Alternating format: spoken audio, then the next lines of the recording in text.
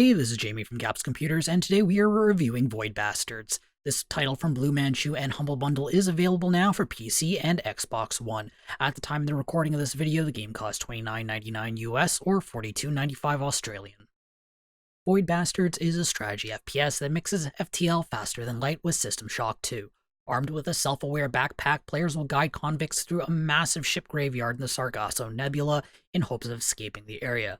To make it out, players will need to plunder ships for food, fuel, and supplies while dodging increasingly difficult monsters. Void Bastards is well written. The nature of roguelite games means Void Bastards isn't packed with story, but it still manages to be incredibly funny. The endless fetch quest the player is sent on is silly and a bit ridiculous, but it's a good ride. The humor can be pretty dry and sarcastic, but the game had me laughing out loud more than once.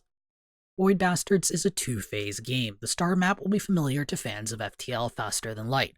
Players must hop between nodes using up fuel and food for the jump.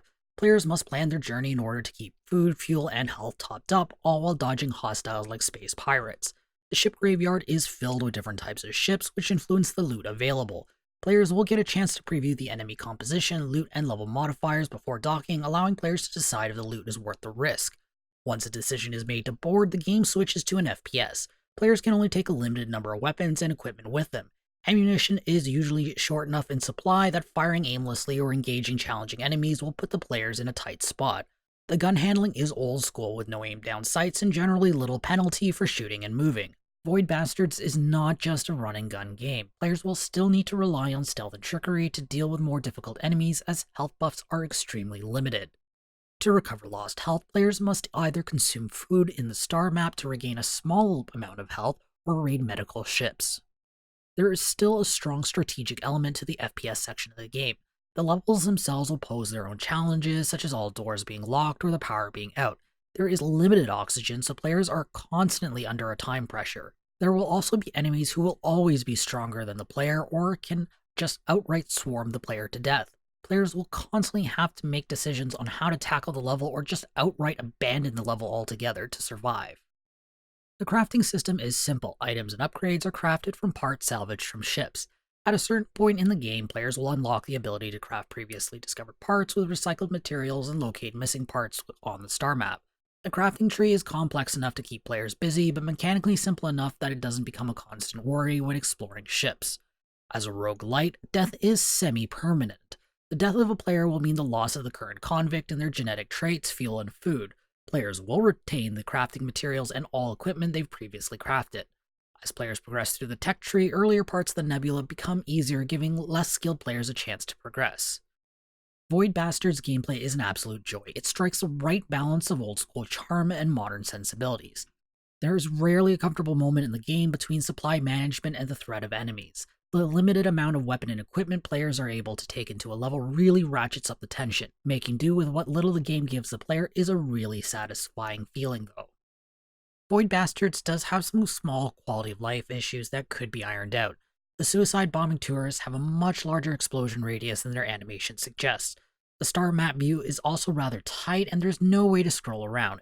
It can make long-term planning a bit difficult, but I suspect this was a mechanical decision by the developers. Finally, while the controls are very simple, the game is missing the option to hold to crouch. Void Bastards brings retro comic books to life with its flat shades, strong black outlines, and animated comic book panels. The retro style helps channel memories of System Shock. In-game, the artists have done a good job creating some variety by having distinct visual styles for each type of ship. The enemy design offers a variety of weird aliens and mutants, though each enemy type has only one model. The audio experience in Void Bastards is solid. The soundtrack serves as an enjoyable accompaniment to the game. The sound effects fit well with Void Bastards' retro comic book style. There isn't a ton of voice acting, but the voice acting is good. My only complaint is that the enemies have a small pool of lines, and those lines are used quite aggressively, resulting in the same few lines being repeated to death. Void Bastards is a fantastic nod to two of gaming's greats, FTL Faster Than Light and the System Shock series. Blue Manchu has combined the two into something worthy of recognition on its own right. Void Bastards is a tense game, easily swinging from carefully sneaking around hulking enemies to frantic dashes for survival. The game feels a lot more cerebral than most FPS titles that have come out in the past few years. While there are a few minor quality of life issues that could be addressed, Void Bastards is still one of the must-play titles of 2019.